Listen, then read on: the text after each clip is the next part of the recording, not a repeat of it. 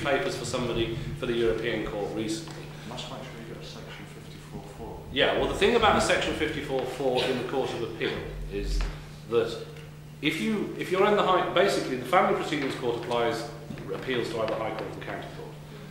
The County Court and the High Court will generally be the place that upset people the most.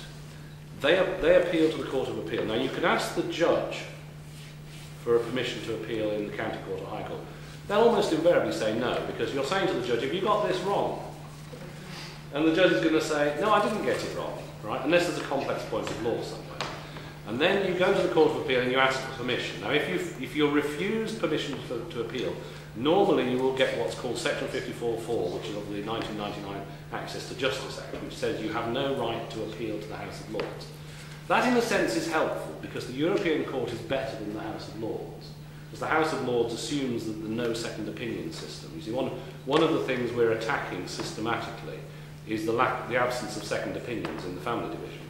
And the House of Lords is quite happy that people can't have second opinions, but in fact, the European Court is not happy about that, because it's not Article 6 compliant, it's not a fair trial, because basically you have to accept an expert who, to a very great extent, depends upon the local authority for their income. And that's where you get into a real mess. So the Section 54.4 is actually quite helpful, because it enables you, and we will do it for you, because we can just walk along the corridor to the office of the Judicial Committee of the House of Lords and get a letter that says you've exhausted domestic proceedings. You cannot go to the European Court until you've exhausted domestic proceedings, meaning that you can't do anything else in the UK, right? But you don't have to have gone to the House of Lords to exhaust domestic proceedings. If you get a Section 54.4 from the Court of Appeal saying you can't go any further, you've exhausted domestic proceedings and you can go straight to the European Court. Absolutely. Which is much better. And the part of the problem here is to get things to shift, we need to get a recognition in various places that things are badly wrong. Now, one of the things we're doing is working closely with members of Parliament here, and there are a number of members of Parliament who are particularly concerned about what's going on. And that's getting to do more and more, because one thing that Justice for Families does, as soon as somebody contacts us, we make sure they're put in touch with their local MP. And we also help members of Parliament, their caseworkers, in dealing with family law. So our advisors work with members of Parliament, and we actually were going to have another researcher here. We only got three of us for Parliament. Somebody else was going to be along. So our advisors work with other members of Parliament so that they get to understand what's going wrong. And we've had situations where members of Parliament who initially criticised me for what I've been saying have actually recognised now that I'm right and support the campaign. As we get more there, that helps. Similarly, getting the European Court involved helps. Getting the Human Rights and Legal Affairs Committee of the Parliamentary Assembly of the Council of Europe, PACE, involved is also a way forward, because they are independent and any inquiry there can't be subverted, because you have to watch the subversion of inquiries. All right? So, yeah. Is there a time limit between when you exhausted everything here? 6 months. Before you can go to the European 6 months. Arguably 6 months, and the clock starts ticking when you get the judgment. One of the challenges is to get judgments. To explain, the court order is what everyone gets automatically. The judgment is the judge's reasons for why they made their decision.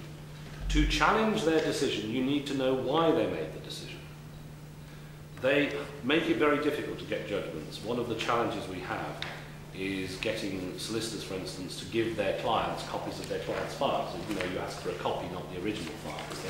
Excuse number one is we need the file for costing, so they give that excuse. Now, when it comes to appealing to the Court of Appeal, that's a 21-day limit, but you can always ask for permission out of time. And if you're refused permission because it's out of time, you can go to the European Court. So they're unlikely to just refuse you permission out of time. The clock really should start ticking when you get the judgment. John, what level of court? Because some courts only give you 14 days. That's, yeah, to be fair, the FPC to the county court is 14 days, that's right. I'm sort of assuming that we're not appealing the magistrate's court to the county court. So sorry, no, you're right, you're spot on. I'm assuming that, even though we may do, we generally, one of the problems is we tend to get involved when the case has gone badly wrong at the end of it, and it's normally gone badly wrong in the High Court or the County Court. If we can get involved at an earlier stage and get the cases appealed to the County Court and then to the Court of Appeal and then to the European Court, we've got a chance of getting things to happen before everything's gone badly wrong. That's what we've got to do, but that's a challenge, because basically there's a limit to how much I can do, for instance, and so we need to make sure that everybody else can deal with the paperwork that's necessary to go to the Court of Appeal and the European Court, which is why it's good that Yusuf is now a European Court expert. Yeah, but the point is, the more people we've got with experience of taking these proceedings through each step of the way, the better chance we have of dealing with the system. But coming back to that point, something has to be plainly wrong. Now, it can be plainly wrong because it's not in not in accordance with the European Convention of Human Rights. And that we are identifying cases, and one of them, as I said, is case 38,000, which is Dean Others versus the United Kingdom, which looked at the issue of Article 3 compliance, which is inhuman treatment. And because a lot of what goes on is actually inhuman treatment, we can challenge it under that basis. And we're actually just about to issue, we got a judgment. It took 4 months to get the Court of Appeal to issue the judgment, and they issued a judgment recently, and we're going to take that judgment. Hello, Gareth, right? We're going to take that judgment to the Court of Appeal, but we're going to take it on case 38,000 as well, which will be very helpful from the point of view of establishing what is and what is not compliant with that particular case law. Now, the case law is quite complex, but I have a weblog that any interesting cases I put on the weblog, so do keep an eye on it. It's useful, isn't it? Yeah, absolutely. I think Jerry's kindly listed some of these ones. Yeah, so Jerry, do you want to go through the cases? It's just when you mentioned some of them, I know I've forgotten. When he's determining what has actually gone wrong in somebody's case, there could be thousands of different reasons. I mean, even that they didn't look at the wider family before they went to go for the adoption hearing, little time and things like that could actually grant you an appeal. It's very difficult until you know your client and what stage they're at. The local authorities will tend to never speak to you and never give you any information anyway, so you find out last minute. But finding out what has actually gone wrong could be actually quite difficult without the full case files. Full case files. Yeah. Rule number one, you need all the paperwork. As a minimum, you need the orders and judgments. If you're having a problem getting orders and judgments, we can help you do that. All right? I was going to say you can actually request from the judge itself, and under the exemption rules, if you're actually in benefit, you can actually... No, there are forms you can fill in if people know what to fill in, but sometimes, even though you filled the form in, they still don't do it. I mean, my own experience being a Mackenzie friend, I actually do request the orders and judgments to be sent to me. And I've never actually come across a problem where that's not happened.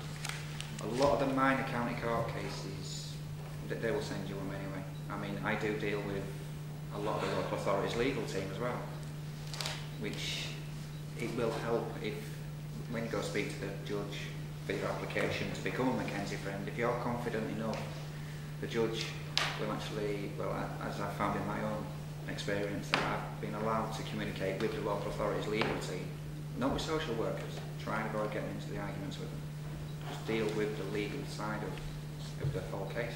I've actually also spoken to social workers, and sometimes you can come to an agreement because they're not all bad. I mean, I've got a case in Liverpool where they're absolutely brilliant, and there's been no issue. Everybody labels social workers the same, but actually... Yeah, they're not. What we have is a situation where there's good practice and there's bad practice. Most importantly, there's bullying management, and there's bullying management because the system is driven by numbers. Yes. That's the real people at fault here. Much that I've got lots of criticisms of the lawyers, and I think the lawyers really have a lot to answer for. It's the government for changing what should be a system driven by human values into one driven by numbers. And all the targeting system, the performance indicators, and Ofsted, I picked it up recently. Ofsted said Birmingham was inadequate because we had too many children in care and too few